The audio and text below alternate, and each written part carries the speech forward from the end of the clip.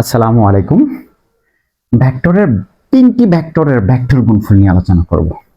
আমরা তো আগে দুইটা ভেক্টর নিয়ে কাজ করতাম, বাট এখন আমরা আজকে ভেক্টরের তিনটা ভেক্টরের ভেক্টর গুণফলের ক্ষেত্রে নিচের কোনটা সঠিক সেক্ষেত্রে আপনারা একটা টেকনিক শিখতে পারেন।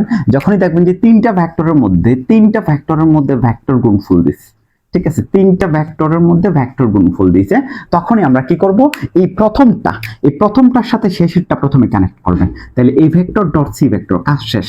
এবার আপনি সিস্টেমে গেলে তারপরে এবার বাকি রয়ে গেছে কি বি, তাইলে বিটা আমরা এখানে রেখে দিলাম মাইনাস, তারপরে মাইনাস দিয়ে তারপরে কি এবার প্রথমটার সাথে পাঁচটা, তাহলে এর সাথে বি, তাহলে বাকি আছে কি সি।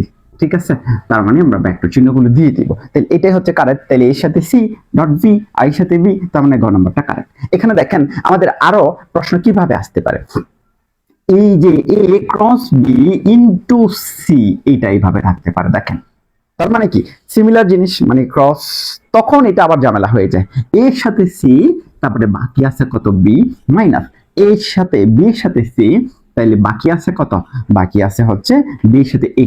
ঠিক আছে, এইভাবে এটা হচ্ছে এটা। তবে মনে রাখবেন এই যে দুটাই কিন্তু ক্রস গুণফল, তার মানে A cross B cross C is equal to A cross B cross C. ঠিক আছে, সবগুলো আমরা ভেক্টর, তার মানে এটা কখনো সমান হয় না। ঠিক আছে, দুইটা কি হবে না, সমান হবে না, এটা খেয়াল রাখতে হবে। এই দুইটা কখনো কি হবে না, সমান হবে না, এই জিনিসটা আমরা খেয়াল রাখতে হবে। ভেক্টর গুণফলের ক্ষেত্রে এটা মানে না, তিনটা ভেক্টরের ডট গুণফল মানে না, ক্রস গুণফলও মানে না। ঠিক আছে, এরকম এই ক্ষেত্রে তাহলে এই দুটো সূত্রই আমাদের জানা লাগবে। ভেক্টর গুণফলের ক্ষেত্রে এই দুটো সূত্রই আমাদের কি করতে হবে, জানতে হবে। তবে আরেকটা জিনিস কি, যদি আমরা এইভাবে করি, এই একটা ফর্মুলা আমরা জেনে রাখতে পারি যে A vector cross B vector cross C vector plus A vector cross B vector cross C vector plus A vector cross B vector cross C vector.